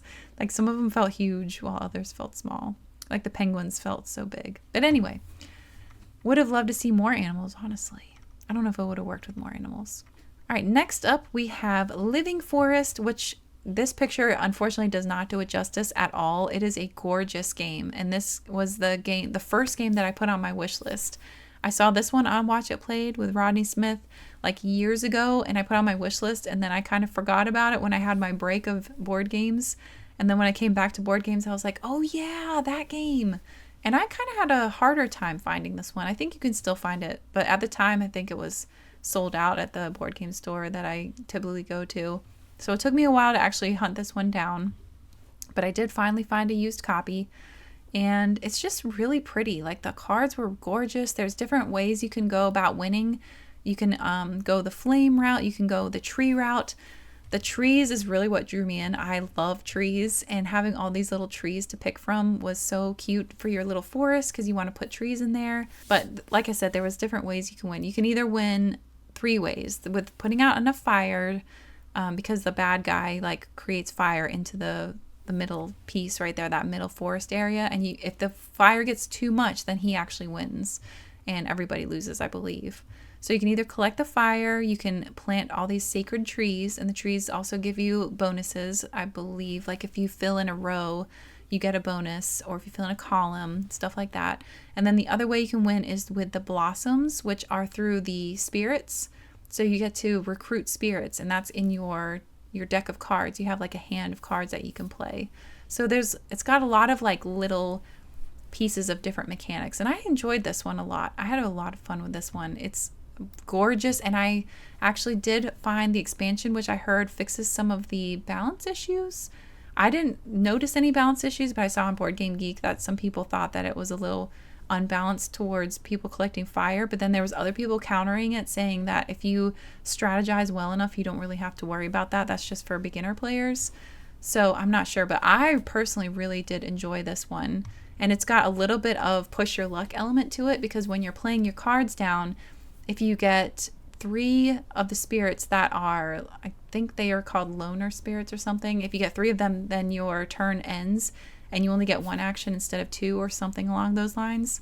So it's got a little bit of push your luck as well. So it's got like a lot of little pieces going on. It's kind of a hodgepodge situation, but I just really enjoyed it, especially the trees. I loved making a little forest of trees. The unique trees was just beautiful. Where do I put this though? Is this an S or an A tier? Because it is close to S tier. It might be. I really did like this a lot. And each person gets to pick spring, fall. I'm going to put it in the S tier. There's a spring, fall, winter, summer, that situation. Yeah, I just really liked it. There was so much going on. I felt very like strategic when I was playing. I felt smart, but also pushing luck. I don't know. There was a lot of things going for it. I'm going to leave it in S tier. I can't really quite describe why. The art and the colorfulness is also a huge bonus. And I can't wait to play it with the expansion and see how that goes. Next up, we have Creature Comforts, which is a game that just looked really cool and really cozy, really comfy. This one has a lot of beautiful art. I think it had one card that was like referencing Everdell in it, and that's what I think drew me in immediately from the start. I think I saw that on Board Game Geek, and I was like, okay, what game is referencing another game I love? And I want to check that out. And it has all these resources and worker placement, and you're also going through the seasons. As the seasons change, different things come up that are available for you to find and scurry for and collect. And I did have a good time with this one. I played this one with my daughter, and she felt like it was a little bit above her level. She felt like it was a little bit too complex. For me, I felt like it was a little less complex, so it's kind of in that medium zone. I had a good time with it, though. It was enjoyable, and it definitely is cozy. Like, it's all about cozy. Creature Comforts is about like these animals that are trying to prepare for winter, so they make cozy things like a warm apple pie and mittens and board games, and they just kind of collect all these things that are very happy to them. Oh yeah, and Wingspan, that's right, there was a Wingspan card. I see it now here in this game, in this picture when Sydney and I were playing. Or instruments, or like cozy tea, and you can also get a few tools that can help you, like a wheelbarrow type of situation. I don't know if it is a wheelbarrow, but something along those lines that can help you out a little bit. And you can put your houses on things to make things, I think, easier or cheaper to find. I had a good time with it. I'm going to put that one in the... It was a bit long for her. She felt like it was a little bit too long. For me, I guess it was a little on the long side. I might put this one... I think I'll put in the A. I did enjoy it. It might be near the bottom of the A, but I did really enjoy this one, and I would like to play it again. Something about that set collection and gathering resources and the worker placement, it sings to me. All right, next up we have Cat Lady, which is a quick card game. At least it felt quick to me. I played this with my boys, and you're trying to get a bunch of cats basically, and you want to feed them, you want to play with them, and I think you want to collect sets as well. So you set them out in this 3x3 pattern, and then you put the cat down, and you can pick from that row or column, wherever you put the cat, and then everyone else, I think, has to choose. Like, you get to go first, and then they pick the leftovers kind of thing, I think. Something like that. I think maybe they can move the cat. I'm not sure on that 100%, because we only played it the one time. But we did have a fun time with it, and I love the cats. I am kind of a catly. I have 2 cats. I don't know. I love cats. So I wanted to pick this one up, and the art was cute. So I had a good time with this one, and I will be putting this in the B tier, because if I'm in the right mood, definitely would be up for playing this one. Next up is probably the kids' favorite game, and this is actually the picture of my clue board. Not the example photo, that's actually a Japanese version that just came out, I think. But the one over there, the example photo, that is my actual board that I got in high school. I have kept this thing for so long. So impressed that I kept it in such good condition, actually, because it still looks brand new. The little envelope is getting kind of worn out though, but this is a huge winner in the house. The kids love this game. They always ask to play this one.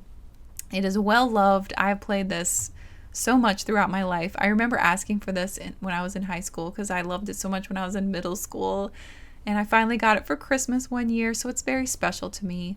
But again, I would pick the other game that I was talking about earlier, the key. I would pick that over this one. But this is it's a classic. I really enjoy this one. This is going to go in the... Where would I put this one? I guess I'd put it in the B tier. If I'm in the right mood, I would definitely play. Going in the B tier. Next up, we have another award winner, Paper Dungeons, a dungeon scrawler game. My son Ryan loves this game. Anytime someone comes over to visit, he asks them if they will play with him. He just adores this game. It's kind of like D&D in a roll and write form, sort of, except there's not really much story necessarily. So I don't know if it really could be considered like D&D, but it's a dungeon crawler. We'll go with that, because that's what the little pun, dungeon scrawler, is all about. And you have this team of 4. It kind of feels like your classic Final Fantasy, like Final Fantasy 1, 2, 3, 4, like those ones where you have the 4 team members in different jobs, and they can all do different things. You're leveling them up. Sometimes you're taking hits. You can make potions. You can collect artifacts. You're exploring the dungeon. You're taking on the big bosses. There's 3 of them that happen at the end of every couple of rounds, like round 3, 6, and 8, or something like that. And you roll dice to see what options you have for your actions. And then you can have these like special power cards that give you a bonus at the beginning or during the game or at the end. You have the victory cards so that you're going for extra points if you can fulfill those requirements. It was just very enjoyable. And it's since you're writing on the paper, you feel really involved in it and very connected. So that was fun. And you're also setting off traps and fighting minions, finding crystals, which my son loves to do that. He loves to race to get all the crystals because once someone's taken the crystal, no one else can get it unless you've gotten it in the same round. So he loves that game. And this one's a blast. This is going to go in the A tier for me. I really enjoy this one as well. It's a lot of fun, very enjoyable, and I'm always up for playing this one with him or anyone that wants to play. Picture Perfect. This was a very cute game. We had a lot of fun with this one. This game is all about making that perfect photo, and it's so interesting because everybody gets 3 cards and they're in like this secret little paper, and you look at your cards and they tell you different things like this person wants to be next to the plant but also wants to be in the front of the picture, or they want to be in the back of the picture. And each card is for that individual, and then you put the pieces back, the cards back in there, and then you have to pass it around depending on what card comes out in the middle. It's either like you pass to the right, the left, you swap across the table, stuff like that. And you have to remember everything that's been said. So once you get the next person, then you can situate them on your board as well. And everyone has their own little diorama with their table.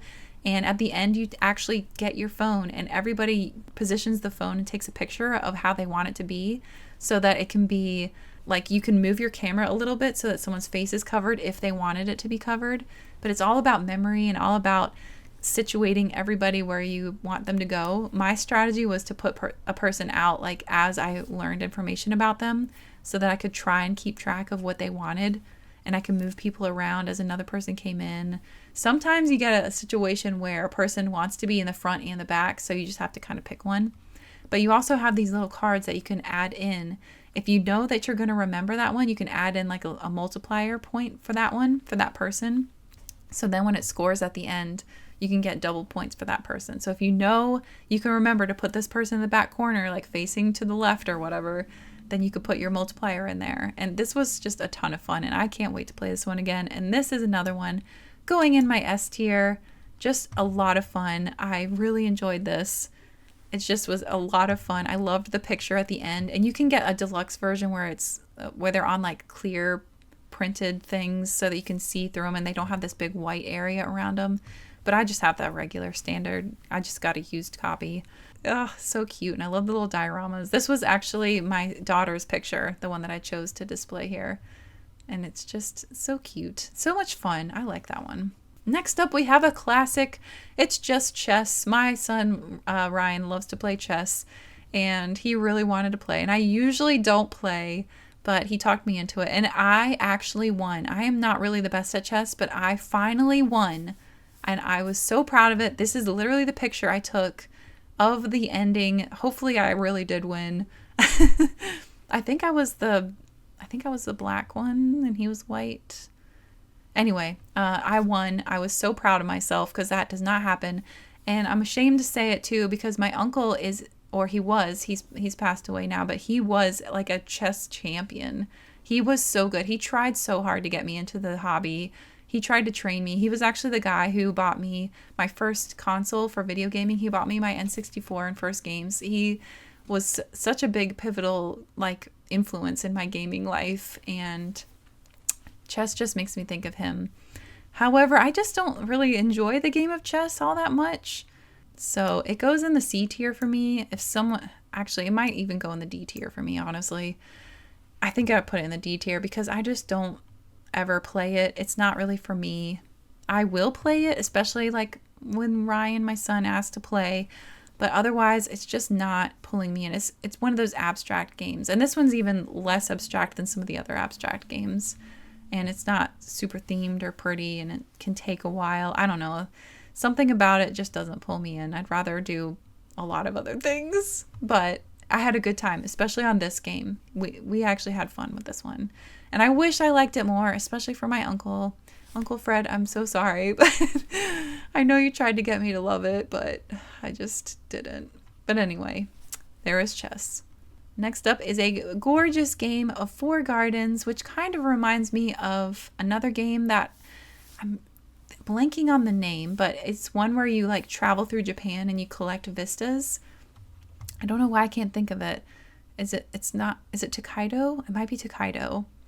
But this one you can collect vistas and it's just gorgeous because the cards line up and they actually form a little picture and you're trying to build things. So you've got your resource gathering. There's this really cool pagoda in the middle that you want to turn.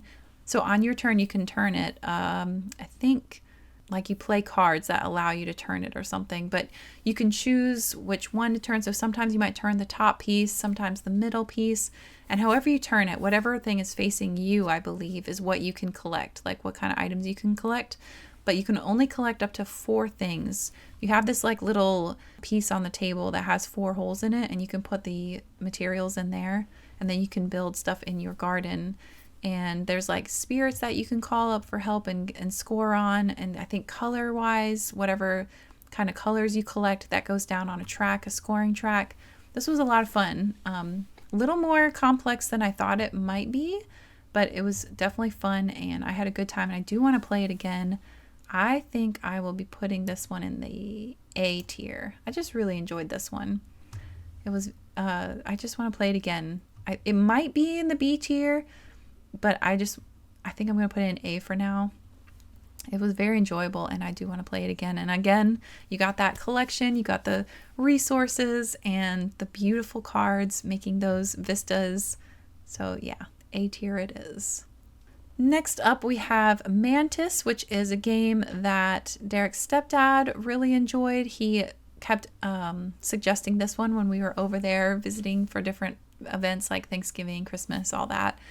And this one is another family kind of game where you collect, what's the best way to describe this? So there's a mystery card and then on the back of it, you can see what category it might be because there's 3 options. And then when you flip it over, you know what it's going to be. And then, but before you flip it over, you have to decide, am I going to keep this myself or am I going to put it on someone else's pile? And then if it matches theirs, I'll take all their color. So it's kind of got that push your luck situation going on. I personally don't like it that much, but I don't hate it.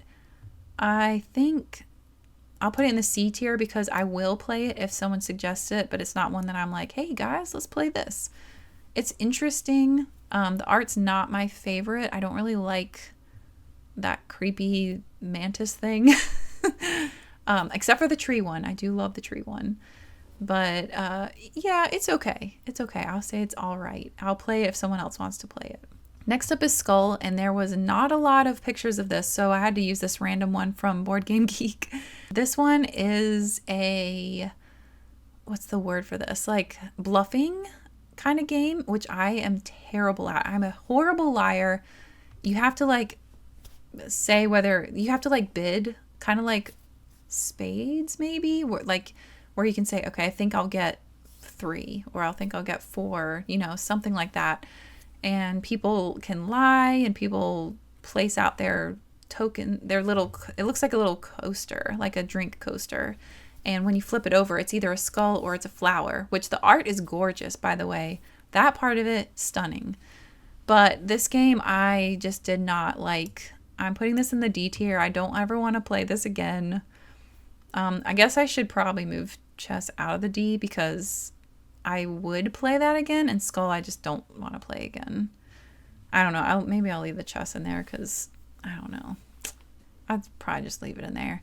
So yeah, I just don't like the games where you have to bluff and you have to lie and you have to figure out the mind games with everybody. It's just, it really is not my thing at all. But again, it was gorgeous and it's a good game. A lot of people in the family really enjoyed it. I did not like it. Next up, we have the Game of Life. This one, my kids love to play. This is just another classic. This is, I actually found this in Goodwill for like $1. So I have no idea what year game this is. I think it might have been like their 10-year anniversary or something. But I always was fascinated by this when I was a little kid because those little ramps that you could drive the car over and you could put the little people in the car. I always thought that was so cool back in the day. It was like a toy within a game. So this one's been in my life forever, almost pretty much since I moved to America. This game has been around and we have a pretty good time with it. Sometimes I win, sometimes I don't. It's one of those games where I don't like get involved in it. I don't worry about winning or losing. I just go along for the ride, which I guess is a nice sentiment for life, really. You don't want to get too stressed out. You just want to enjoy the ride. I don't know. But it's good. I would put this one in the where do I want to put this one? I guess I'll put it in, it's either C or B tier, because I don't know if I'd suggest this one.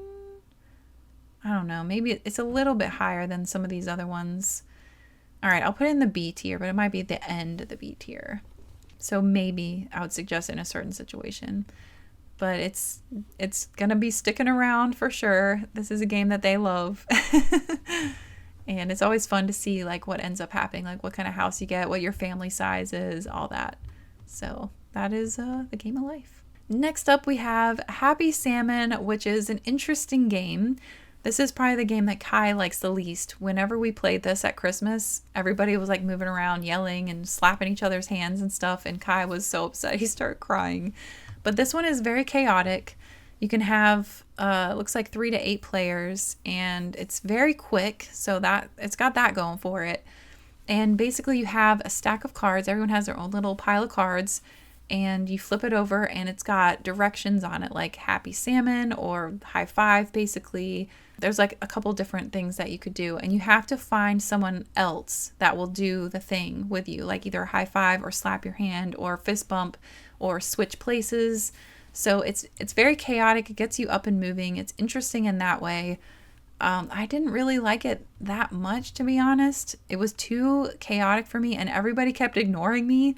I have a video, and if it's playing right now, you can see me in the white shirt. I'm just like hanging out there, and no one's noticing me asking for like a slap or a high five or whatever. And I don't know, it just made me feel sad. I felt very claustrophobic. I felt too chaotic. It was not for me. I'm going to put this in the D category because I don't really want to play this again. It's cute. The art is very cute. I like that it gets people up and moving.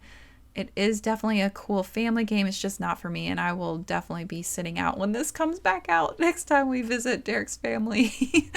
It's just not for me. There is a silent version. The one that we did loud was loud. Like, it gets very chaotic because people are just yelling over each other, like fist bump, slap, or fish slap, or whatever it's called.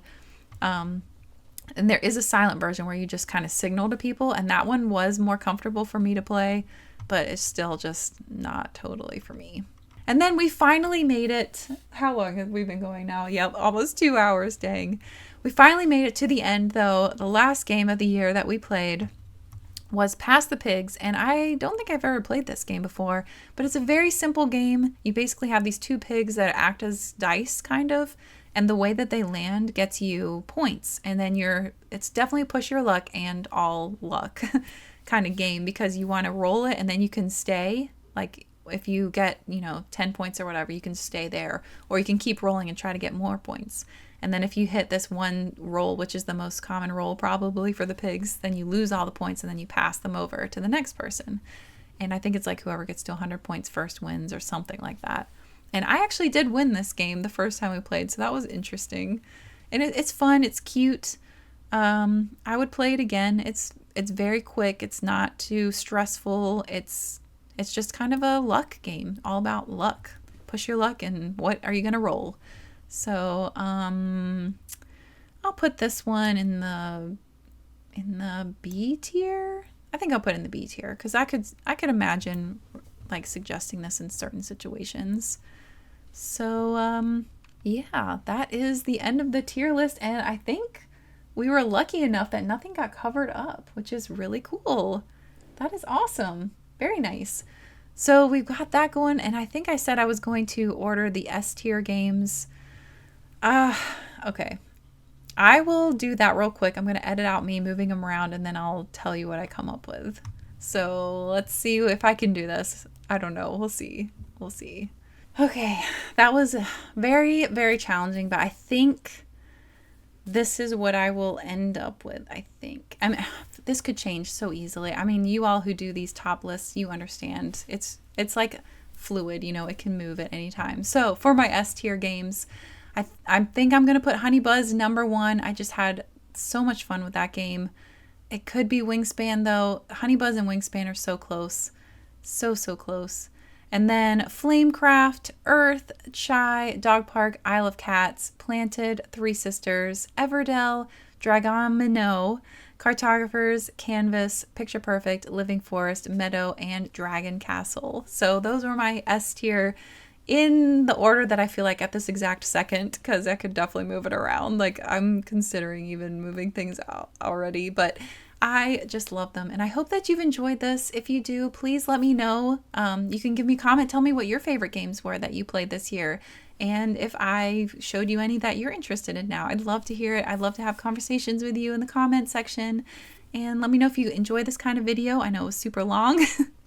And if you enjoyed it, maybe I can make more of these in the future, and I'd love to do some more board game content if you're into this. So thank you so much, and if you're new here, because you're from the board game community, thank you so much. I hope that you welcome me. I know I'm kind of new to this arena on YouTube, so thank you so much for your kindness. And I feel like I didn't explain everything perfectly. I feel a little bit, you know, a newbie at this. I have been playing games for a while, but yeah, I just didn't know how to describe them. So I did my best. Hopefully you enjoyed, and I can't wait to see you all for the next one. Thank you so much to the patrons. Really appreciate all the support you give. And thank you all for being here and for sticking around this long. If you're here still, like, wow, I'm very impressed. Thank you so much. Really appreciate it. And I will see you all for the next one. Thank you so very much. And take care. Bye, everyone. Thank you.